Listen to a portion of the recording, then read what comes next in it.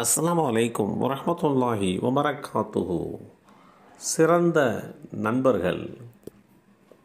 அல்லாஹுடைய தூதர் ஸல்லல்லாஹு அலைஹி வஸல்லம் அவர்கள் கூறினார்கள், நண்பர்களில் அல்லாஹ்விடத்தில் சிறந்தவர் அவர்களில் யார் தன்னுடைய நண்பர்களிடத்தில் சிறந்தவராக இருக்கிறாரோ அவர் ஆவார். இந்த செய்தி ஸஹீஹ் இப்னு ஹிப்பான் என்ற நூலிலே 518 என்ற எண்ணிலே பதிவு செய்யப்பட்டிருக்கிறது.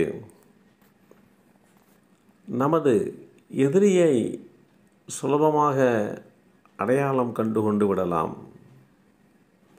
ஆனால் நண்பர்களிலேயே நல்ல நண்பர் யார் என்பது தெளிவான அனுபவத்தின் மூலம்தான் தெரிய வருமே தவிர சாதாரண அறிவாற்றல் கொண்டு அறிய முடியாது.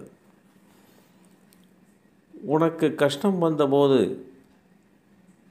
நல்ல நண்பனாக இருந்தால் கை கொடுப்பான்.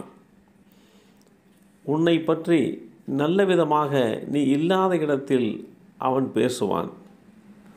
பிறர் உன்னை பற்றி தவறாக பேசும்போது அவன் தடுத்து பேசுவான்.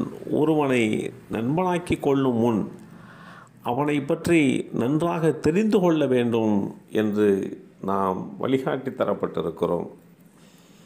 சரியாக தெரிந்த பின்புதான் அவரிடத்திலே இரகசியங்களை பரிமாறிக்கொள்ள வேண்டும்.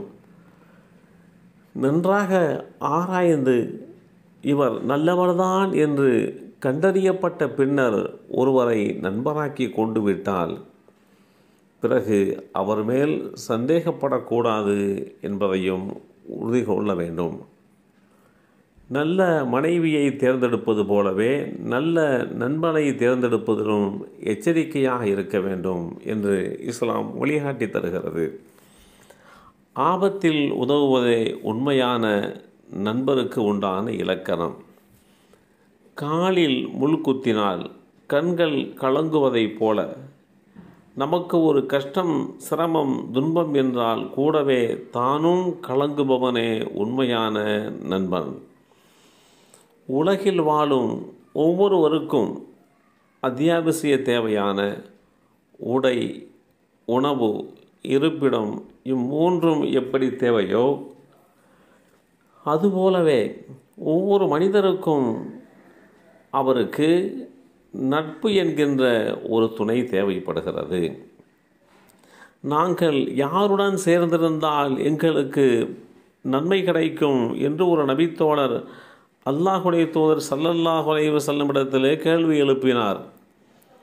அப்போது அல்லாஹுடைய தூதர் ஸல்லல்லாஹு அலைஹி வஸல்லம் அவர்கள், அவரை பார்த்தால் அல்லாஹுடைய நினைவு வரும், அவரது பேச்சை கேட்டால் அறிவில் வளர்ச்சி உண்டாகும், அவருடன் அமர்ந்திருந்தால் அறிவு வளரும், அவரது அமலை அதாவது நற்காரியங்களை பார்த்தால் மறுமை பற்றி உண்டான நினைவு வரும்.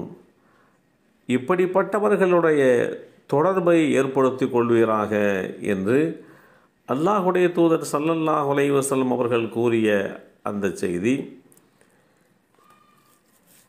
ஸஹீஹு தர்கீப் என்ற நூலிலே இடம்பெற்றிருக்கிறது.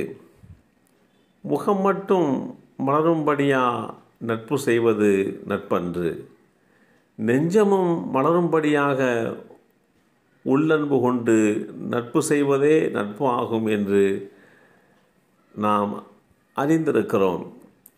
ஒரு நல்ல நண்பனை நாம் தேர்வு செய்வதற்கு முன்னால் நம்மை நாம் நல்லவராக மாற்றிக்கொள்வதற்கும் முயற்சிக்க வேண்டும்.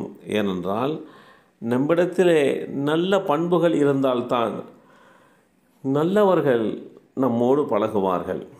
எனவே நம்முடைய பண்புகளை சீர்படுத்தி கொண்டு அதற்கு ஏற்றால் போல் நாம் நட்பை தேடினால், நண்பர்களை தேடினால் நல்ல பொருத்தமான நண்பர்கள் நம்மை வந்து அடைவார்கள். எல்லாம் வல்ல அல்லாஹ் அருள்பாலிப்பானாக. அஸ்ஸலாமு அலைக்கும் வரஹ்மத்துல்லாஹி வபரகாத்துஹு.